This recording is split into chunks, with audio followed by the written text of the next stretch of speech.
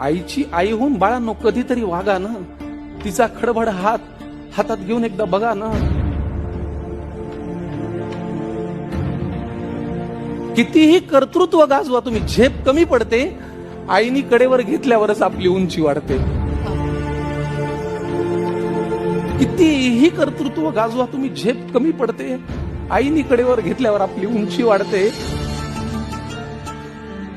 उगाच कशाला त्या अध्यात्म आणि श्रद्धेच्या गप्पा हाणता. आईच्या पोटी जन्माला येताना देव कुठे म्हणता.